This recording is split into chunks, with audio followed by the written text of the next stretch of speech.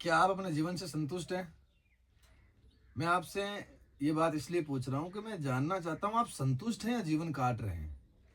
यदि आप जीवन काट रहे हैं, तो अब हम आपको जीवन काटने नहीं देंगे, हम आपको जीवन जीना सिखाएँगे। आपको याद होगा आप और हम स्कूल जाते थे। सुबह 8 बजे उठना, 9 बजे तक नहाना, फिर एक बिना नहाए ही आराम से तेल लगाना सर में या फिर जो भी ड्रेस होती थी वो हम पहन कर जाते थे।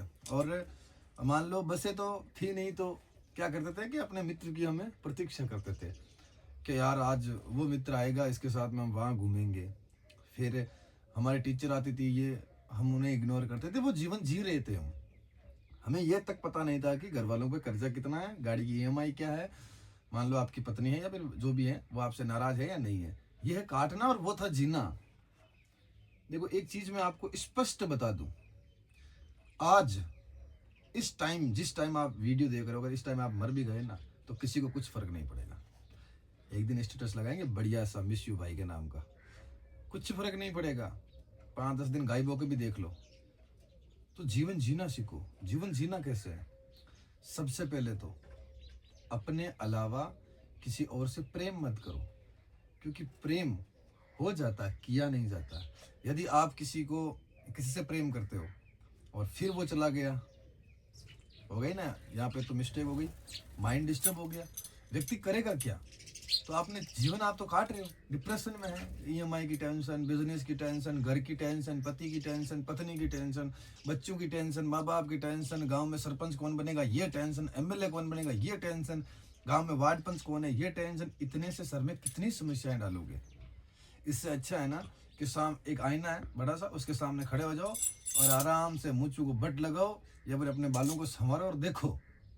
आपको सिर्फ एक ही शब्द बोलना है, मेरे जैसा कोई नहीं है। क्या बोलना है? मेरे जैसा कोई नहीं है। वो मैं इसलिए बोल रहा हूँ क्योंकि आप पूरे संसार में घूम जाओ, आपके जैसा इस दुनिया में कोई नहीं है। या तो आपसे कम मिलेगा या आपसे ज्यादा मिलेगा। आपके जैसा कोई नहीं। तो भाई साहब अगर छोटी सी जिंदगी है, वैसे भी 60 साल 50 साल मान लो मुश्किल से जिंदगी जीते चलती है, उसमें भी अब कर्जा लेके चले, आप लेके चल रहे हो, टेंशन लेके चल रहे हो, वो उससे बात कर रही है, ये उससे बात कर रहा है, घर वाले संतुष्ट नहीं हो रहे, आप संतुष्ट नहीं हो रहे, तो जियोगे कब? मर जाओगे घुट घुट के। कुछ नहीं करना है आपको। मैं सिम्टम्स टिप्स बताता हूँ आपको, एक सिंपल सी जिंदगी जीते कैसे। सबसे पहले तो आपको अपने सिवा किसी से कोई मतलब नहीं होना चाहिए। परमार्थ करनी है, धर्म करना है, दान करना है। जितना दोगे उतना मिलेगा। देना मनुष्य को नहीं है, ऐसा नहीं है किसी आप महाराज को दे दिया ये ले लो ना।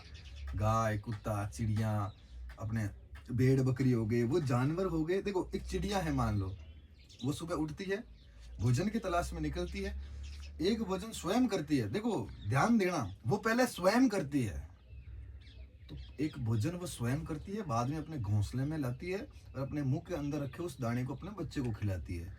बच्चे की जो सुधा है वो शांत हो गई, फिर वो बाहर निकलती है, फिर वही खाने पीने में लग जाती है और शाम को सो जाती है। अब बताओ कि जो चिड़िया है उसका जेठ जी नाराज हुआ, उसका पति नाराज हुआ, उसके माँ बाप नाराज हुए? क्या उस चिड़िया की कोई ईएमआई की किस्त बाकी थी? कुछ नहीं था, उसे सिर्फ अपना खाना पीना सोना मस्त रहना था। अब एक क्वेश्चन आएगा, इस संसार में तो हमें सभी चीजें की जरूरत पड़ती है, तो हम चिड़िया की तरह कैसे रहेंगे? क्यों नहीं रहोगे भाई साहब, क्यों नहीं? आपको करना क्या है? अपने जीवन काल में कमाना है, खाना है और खिलाना है। फालतू की पड़ोसी को देखकर जलस हो रही है, उसके पास में ये गाड़ी है, आपको क्या करना है? उसके पास में गाड़ी है तो आपके पास में अगर स्कूटी है तो आपके लिए वो हवाई जहाज है। जो आपके पास है उससे संतुष्ट रहो। आपके पास में हाथ पैर सलामत है, आप थोड़े बहुत सुंदर भी हो, आपके पास में 5 रुपए हैं और खाना भी खाते हो। लोग सड़क पे लेट रहे हैं, उनके पास में खाने के लिए पैसे नहीं है, पैसे छोड़ो खाना तक नहीं है उनके पास में। एक एक महीने से वो नहाते नहीं है, एक छोटी सी खोली है उसमें सोते हैं, उसी में उठते हैं, उसी में खाते हैं पीते हैं, लेकिन फिर भी देखना मुस्कुराते बड़े शान से हैं। उसे बोलते हैं जिंदगी जीना। और जो तुम महलों में या फिर अपने घर में पल्सर बाइक पे स्कूटी पे या घूमते हो ना, इसे बोलते हैं जिंदगी काटना। तो अपने गांव से या शहर से थोड़ा बाहर निकलो, शांत माहौल में जाओ और उस प्रकृति को देखो।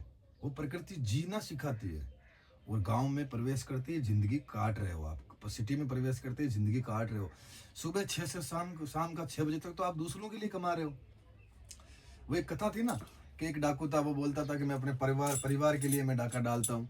तो संत ने बोला चलो ठीक है, 10 दिनों के लिए मर के देख लेते हैं, फिर वापस तो मैं सांस फूंक दूंगा मैं। वो 10 दिनों के लिए मर गया। तो 10 दिनों के बाद में उसके घर वाले ही भूल गए।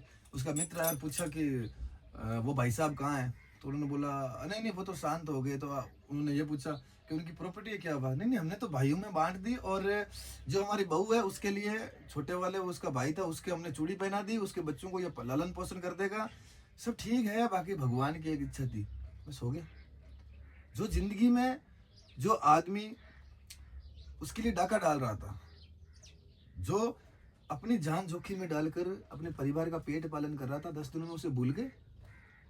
वो बोलते हैं ना कि माता रोए 10 दिन, भाई रोए 8 दिन, पत्नी रोए 5 दिन, पुत्र रोए 2 दिन, और संसार रोए 1 दिन।